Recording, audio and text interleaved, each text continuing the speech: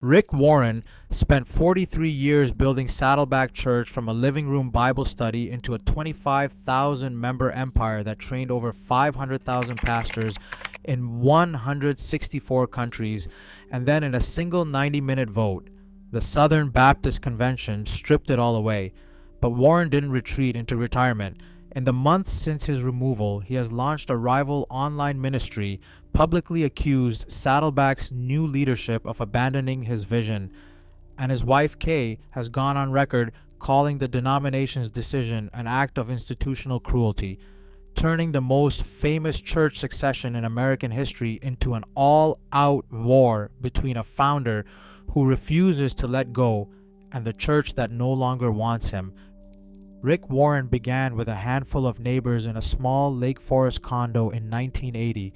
The vision was straightforward: build a church that would welcome the unchurched, speak plainly, and serve its community.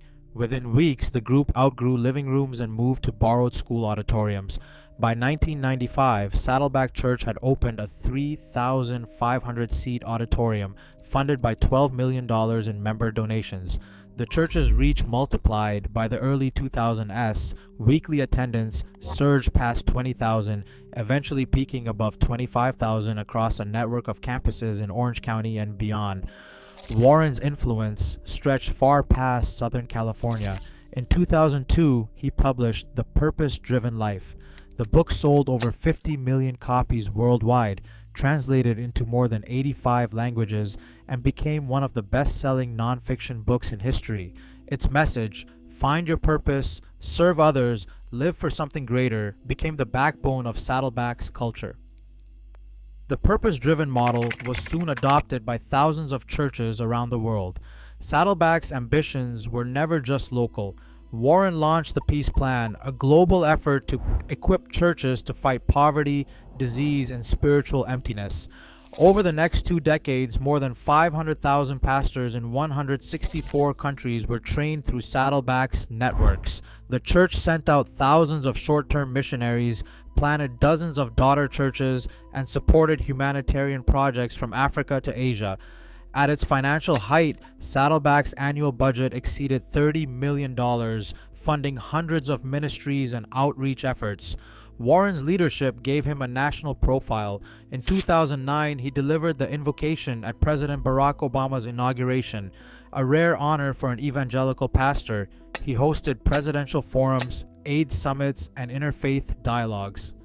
Saddleback became the largest church in the Southern Baptist Convention, with a reputation for innovation, growth, and global reach. For 43 years, Warren's vision turned a living room Bible study into a spiritual empire. The scale of what he built, measured in attendance, book sales, global influence, and cultural milestones, set a standard few churches have ever matched. All of it stood as proof of what one founder, unrestrained, could accomplish when given the freedom to pursue his convictions. Rick Warren's succession plan was anything but rushed. After more than 4 decades at the helm, he spent years mentoring Andy Wood, a young pastor from Northern California, preparing him to take the reins of Saddleback. The transition became official in September 2022, with Warren publicly framing the handoff as a victory for continuity and vision. But beneath the surface, the ground was already shifting. The real spark came the previous year.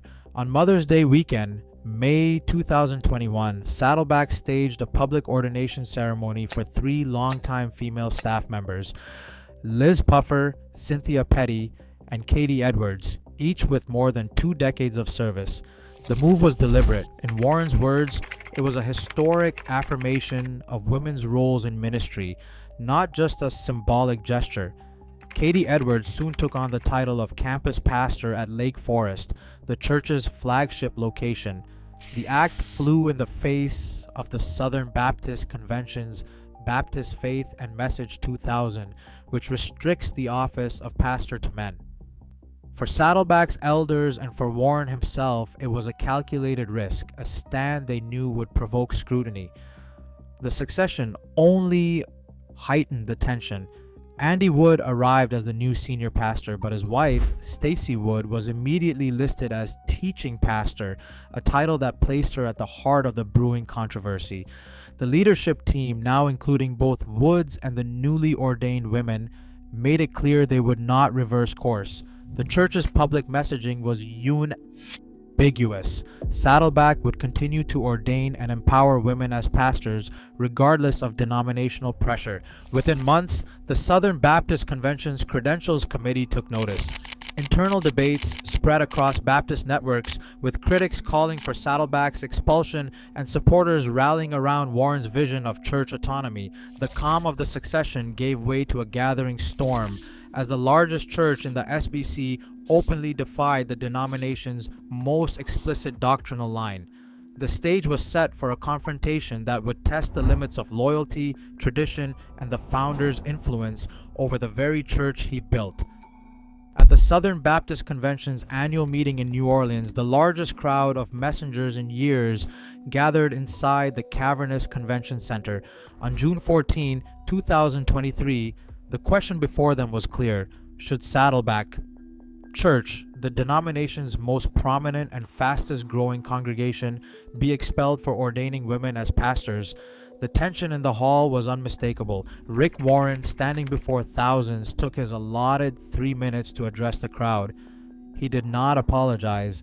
Instead, he reminded the delegates that Saddleback had planted 90 churches in Orange County, trained hundreds of thousands of pastors worldwide, and helped shape the SBC's modern identity. Your own family members often hold opposing opinions, but you don't disown them for that, he said. You still love them in spite of disagreement. Warren's words landed with the weight of 43 years of history, but the outcome was already decided. When the ballots were counted, 88% of messengers voted to uphold the expulsion. The tally, over 9,400 in favor, barely 1,200 opposed, left no room for doubt. Saddleback became the largest church ever removed from the Southern Baptist Convention. The verdict was public and overwhelming, a formal break between the founder's vision and the denomination's doctrine.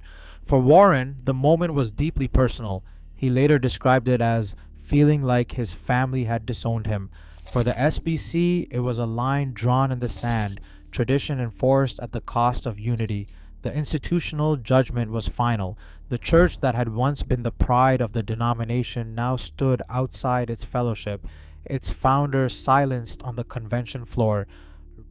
Rick Warren did not fade quietly into retirement. Within months of Saddleback's expulsion, he launched an independent digital ministry, rolling out daily devotionals, leadership resources, and global pastor training events that mirror, and in some cases, rival the very programs he pioneered at Saddleback.